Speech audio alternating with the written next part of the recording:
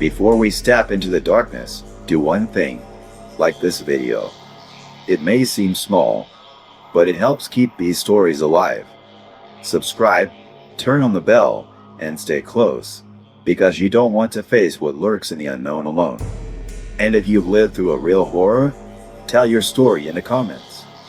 Who knows? It might just resurface here and haunt us all.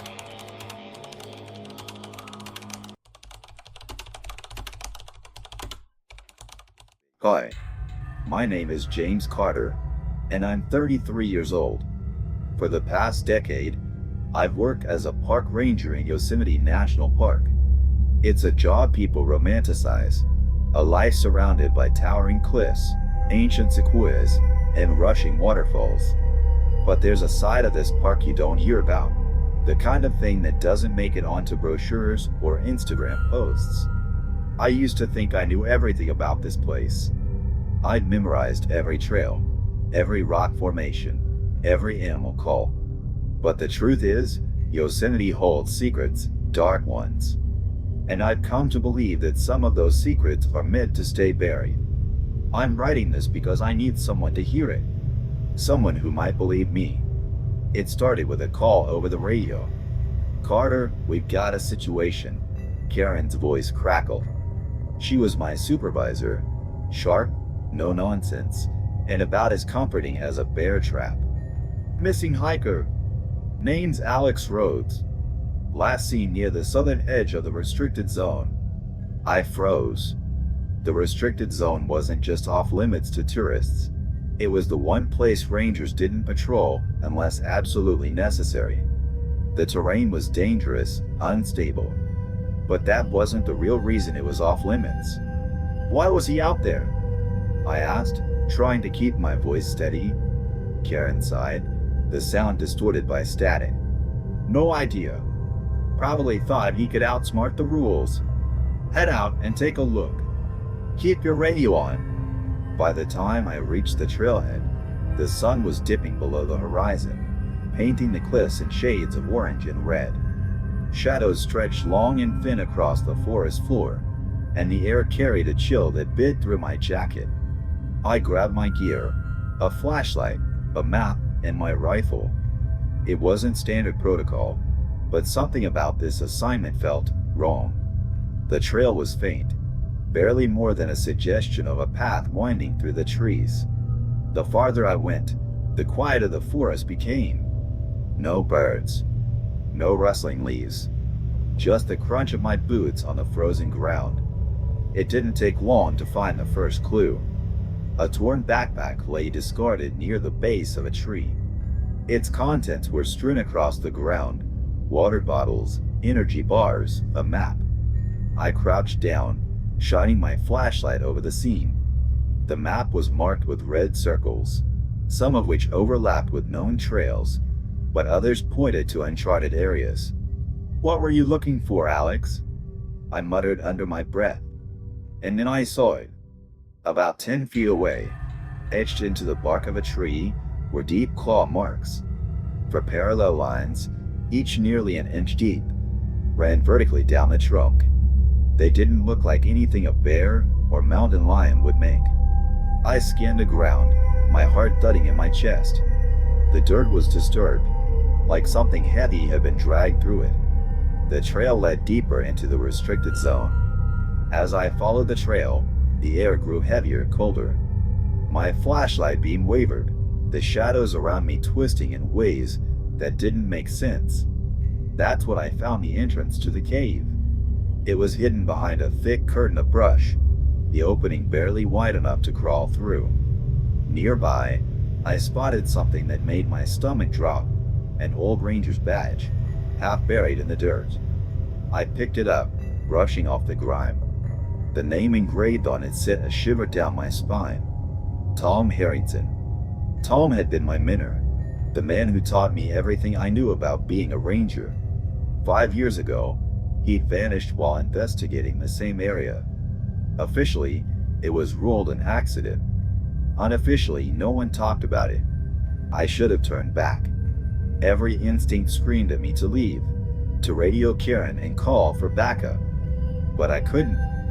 Not after finding Tom's badge. I crawled through the narrow opening, my flashlight cutting weak beams through the darkness.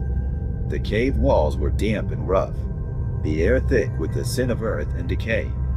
About 20 feet in, I found something else. A pile of bones. At first, I thought they were animal remains, deer or elk, maybe, but as I stepped closer, the shape of a human skull became unmistakable. My breath hitched. Scattered around the bones were old, rusted tools, pickaxes, shovels, even a lantern.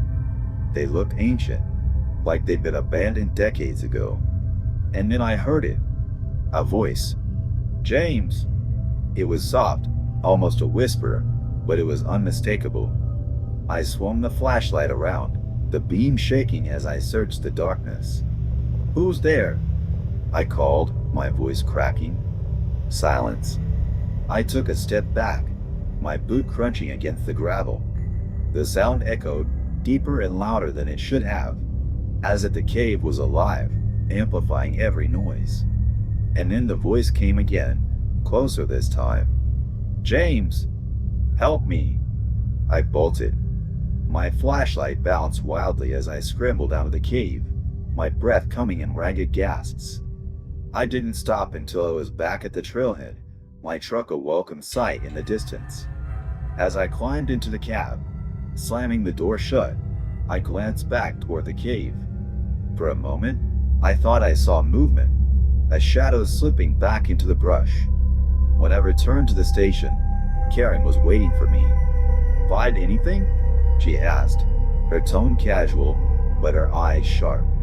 I hesitated, my hand tightening around the badge in my pocket. "Nothing conclusive," I said finally. Karen didn't press. She just nodded and walked away. But I knew. This wasn't over.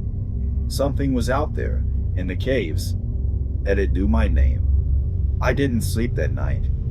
Every time I closed my eyes, I saw that pile of bones, the claw marks, and the badge in my pocket, a ghost of the man who had once been my mentor, now reduced to a silent accusation.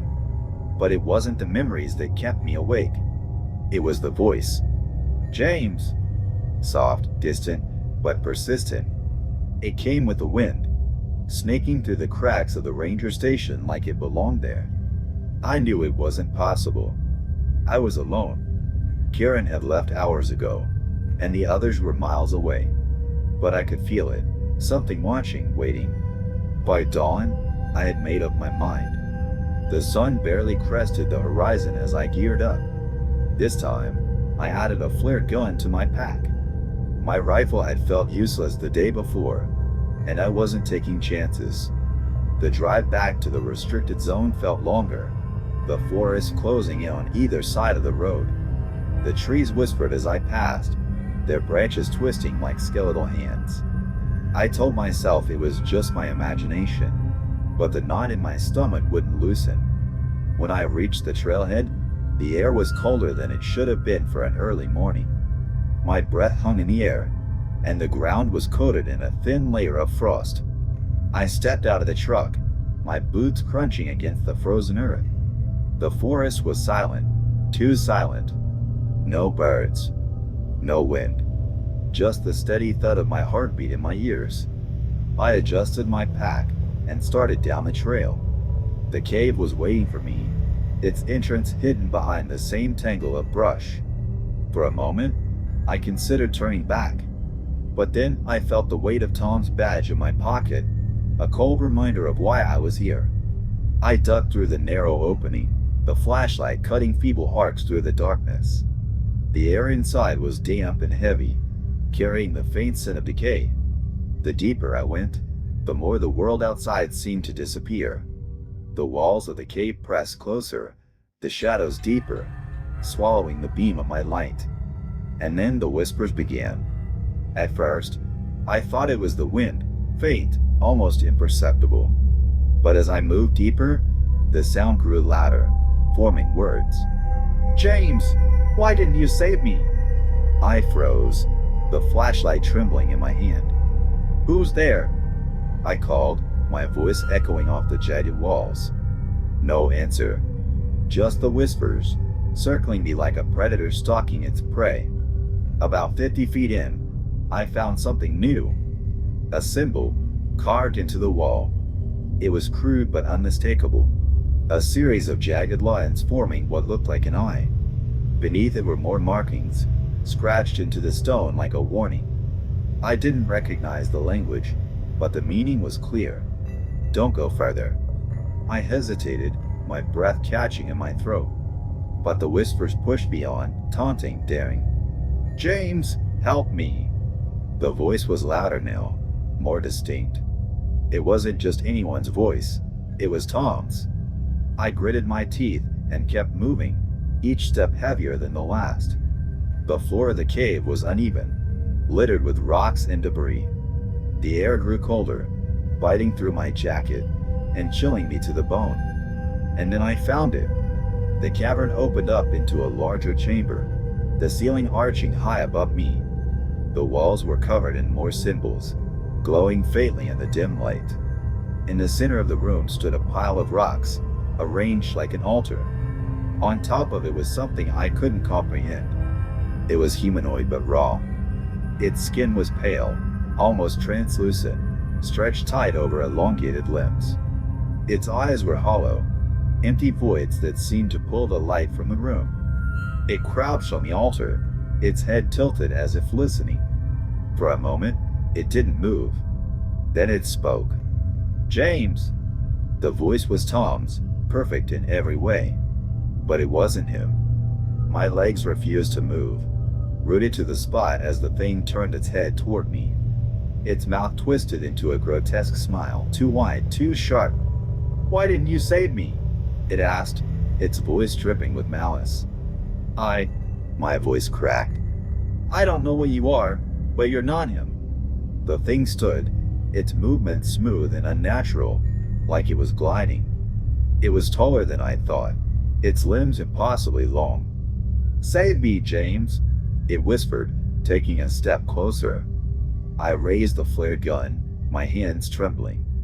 Stay back. It tilted its head, amused. You can't save yourself. And then it lunged. The flare fired, the red light blazing through the chamber. The creature shrieked, its hollow eyes narrowing against the brightness. I didn't wait to see what happened next.